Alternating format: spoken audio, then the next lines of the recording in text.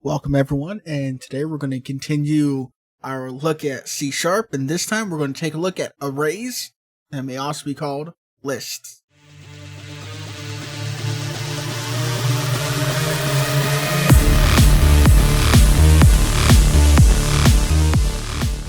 Alright, so what is an array?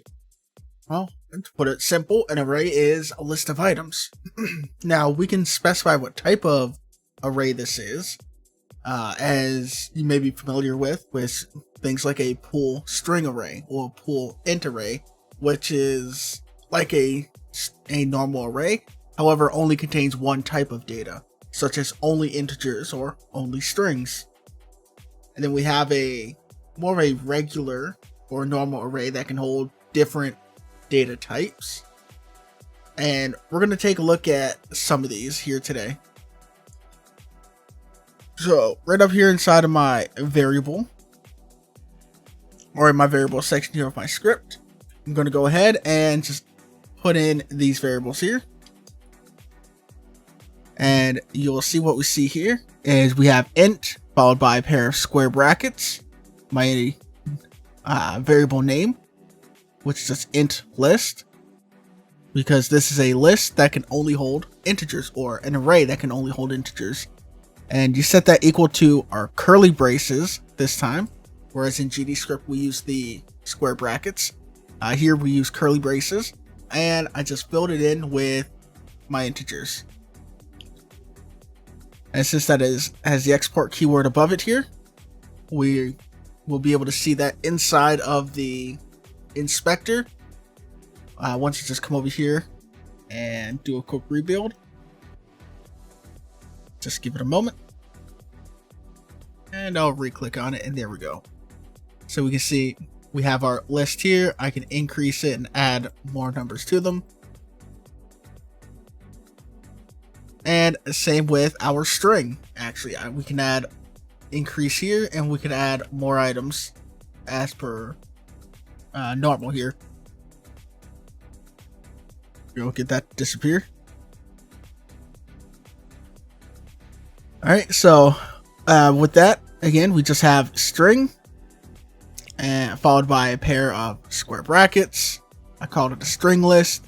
We set that equal to curly braces, and each item in here is surrounded by a pair of quotes, again because they're strings. Now you'll notice here at the beginning I have public here. Now if you remember at the beginning in the first section when we did that pretty quick overview of everything, we can do public, we can do private, we can do protected, or like we have up here inside of our int list, we don't have to have anything. So again, choices for you, up to you to make that decision, and you can take a look at all the different types again back in that video.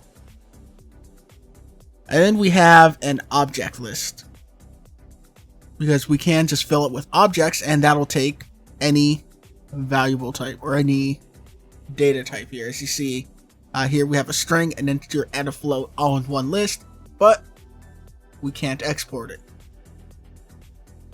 If we try to, it's not going to show up in the inspector. So we do have that trade-off going. Now, for the purposes of showing you a list, and if you really want to go the list route, I'll show you how we can use that as well. But I'm going to go ahead and add in two more items here. And this is going to be a list followed by the open and close carets with string typed in there. And I can name this shop, and I'll set this equal to a new list with our two carets of a string. Open close parentheses, and remember this is C#, so every line ends with a semicolon. Now you'll notice that this comes up with an error, and the reason for that is if you want to use this list for whatever reason, you have to use system.collections.generic in order to bring that in.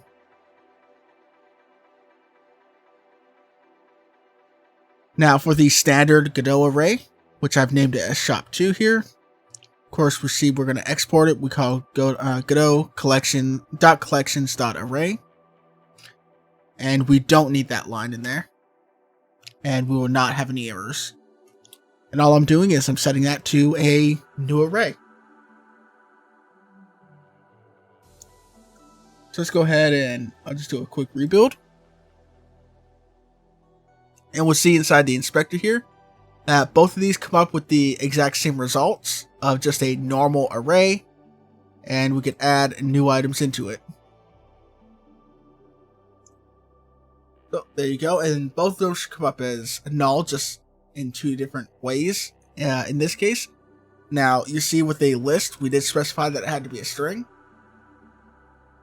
Whereas with a standard Godot array, in the inspector here, we can select our little drop down menu here. We could tell it what type. So we can have multiple different array types here. So if you want different data types, you probably want to go with this instead of an object array.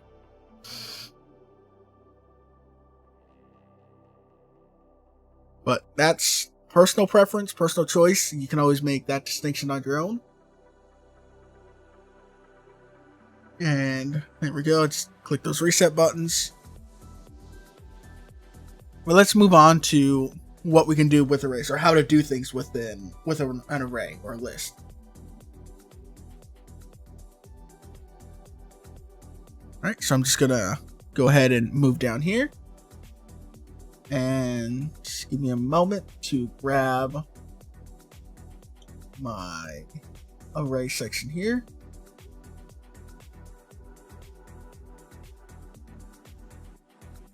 Here we are. Cool. And that has to be closed off. There we go.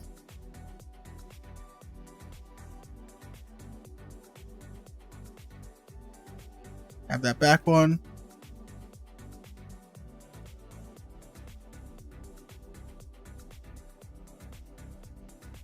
Not big Sarah global types. That's fine.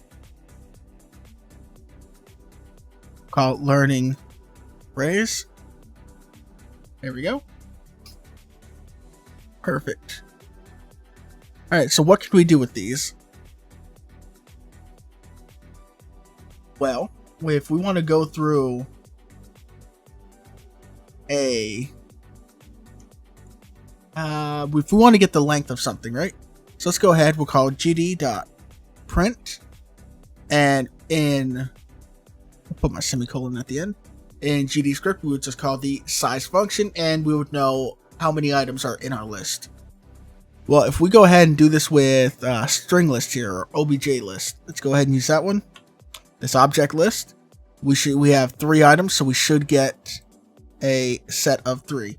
But if we come in here with a pool int or pool string, alright, you'll see that we got to use length to get this. That's what auto filled in here. And if we just go ahead and call this inside of our ready, go ahead, save it, run this scene, do a rebuild, and we'll see down in the output that it comes up with 3. So that is how we go ahead and get the size of our array. So get size of array. And that'll be the same if we were to go ahead and do this with our other set here. If we go to shop 2, where we created the actual array.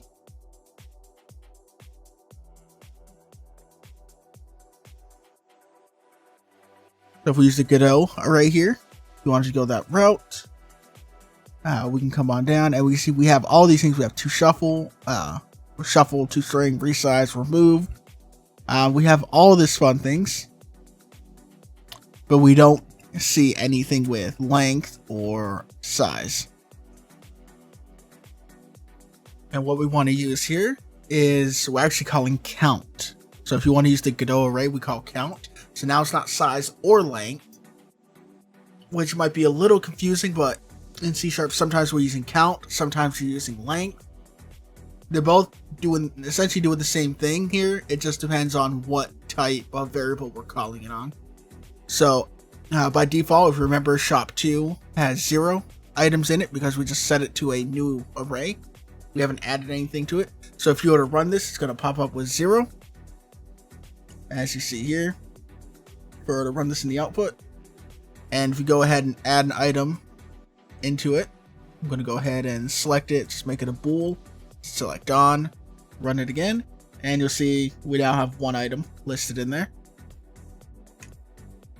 So that's just something to keep in mind. If length isn't an option, then you're probably looking for count.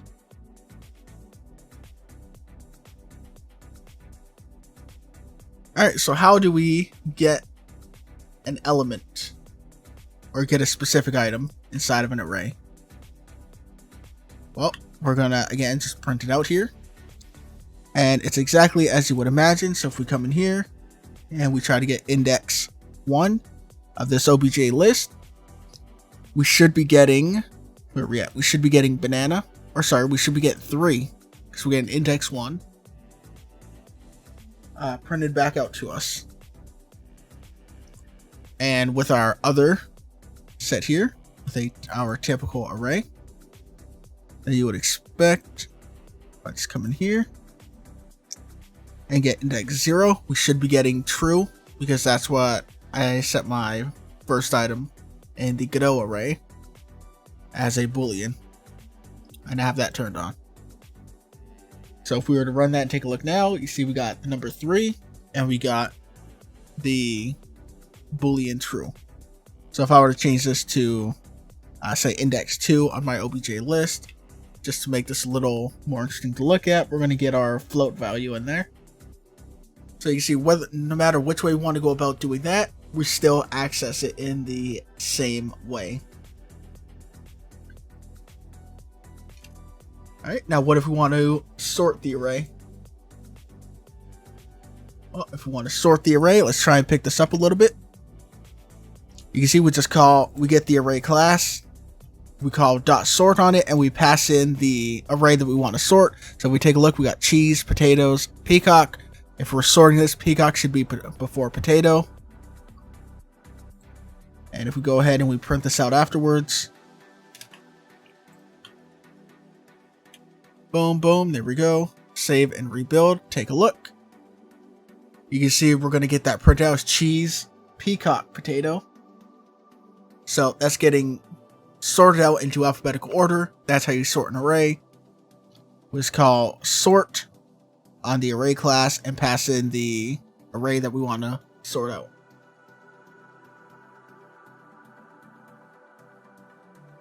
Alright, so if we want to add to a list, add and remove from array.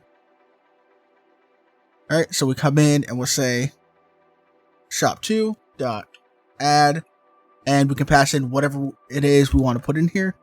So we'll say cheeseburger,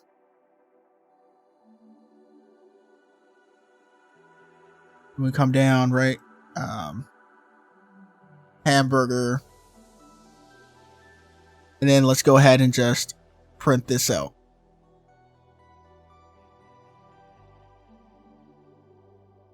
Boom, boom. And we print out shop2, save it, rebuild it, take a look. We can see our new items have been added into our list, and we have true, cheeseburger, hamburger.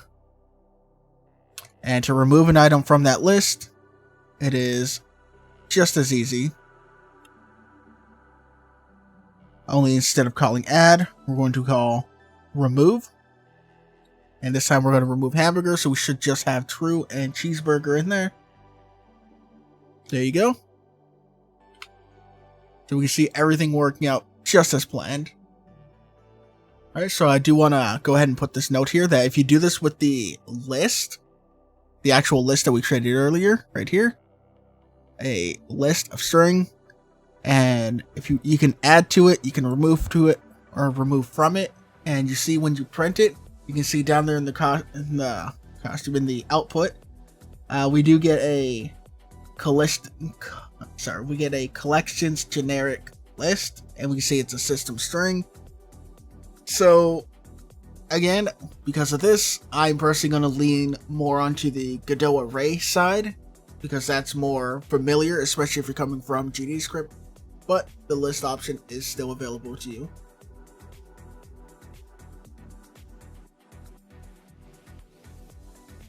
All right.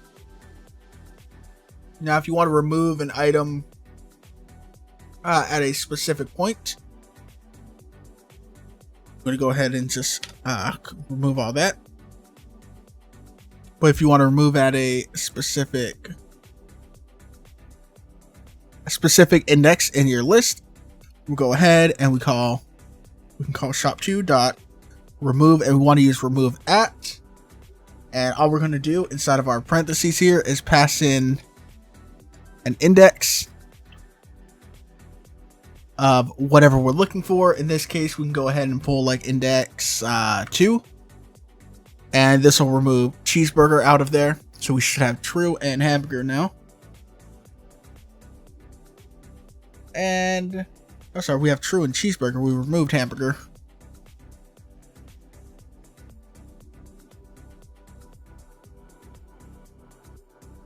It's because we added hamburger second. There we go. So we got that exact same situation as if we were to remove it by the actual value name using remove. So 2 different ways you can remove an item. And inside of the for loops, if you remember, you know how to go through every item inside of there by index, or you can use for each to go through. You know how to get the size of your list. So let's go ahead and quickly make our little application here functional. I'm going to go ahead and pull that down. And you see here, we're going to do is we're going to be able to type in toppings into our text box, hit OK. Our label will be updated with our current list of items. And with that, we're going to also set a limit. So if the array is within a set size, or if it gets too big, we're not going to add anything, or we're not going to show anything. So let's go ahead and take a look at how to do that real quick to end this up. All right, so with this, again, our scene comprises of, I just have a control node as my default for my root. I have a label displayed in more or less the center of the screen. It's more in the upper half. I have a line edit to be my entry point to add toppings, type it in, and I have a button to submit my toppings to our program. For this, I'm using two variables here. We're going to have an array to hold our list of toppings. Now, we could just as easily use a string array, right? A pool string, like we went over at the start. And for our toppings allowed, I'm going to have a maximum allowed toppings of 3 for this specific item. And let's go ahead and take a look at how we get this to work. Inside my ready function, I'm just clearing out my text by sending it to an empty string. And then I'm connecting my signals. The signals I'm connecting is I'm connecting a button. I called it confirm button. And the name of my function is button pressed. And I connected the pressed signal. When my button gets pressed, I am performing an if check, an if statement to check if the amount of toppings I have, right, my count of toppings, is smaller than the amount of toppings allowed. This way, if I have 2 toppings, but I'm allowed 3, it'll allow me to add that extra topping in there. But once I have 3 toppings already, and I'm only allowed 3, I cannot add any more. And to add this, we're simply going to call toppings, and we're going to add to it. And the item we're going to add to it is whatever we have typed inside the text, right? Inside of our line edit, we're going to grab the text, and that's what we're going to add to our toppings array. After that, we can go ahead and grab our line edit, and we can call clear on it. That way it looks like our text has been submitted and it's cleaned out. It's just a little nicer for the user. And we're going to call a custom function of ours called update display. And inside of that function, what we're going to do is we're going to reset our text to start with, because we don't want to have any duplicates that pop up, any weird things like that. So we start by clearing out our text that's being displayed. and we run into a for loop like we did from last week. So we do a for loop, we create a variable, we call it I, we set it to 0 by default, it's an integer, and we check I less than toppings.count. And of course at the end we're going to do I++. So running through each index of our list of toppings, or our array of toppings, we're going to get our label and set the text equal to our plus equals, so our text, current text, plus our toppings, whatever is at that index, so toppings I. And then because we don't know how many we're going to have and we want to be able to list these out neatly, we're going to run through an if check at the end. And we're going to check if I is less than our toppings count, -1. So this means that I, as long as I is not the last item inside our list of toppings. So remember, this will trigger at 2, but it's not going to trigger at 3 now.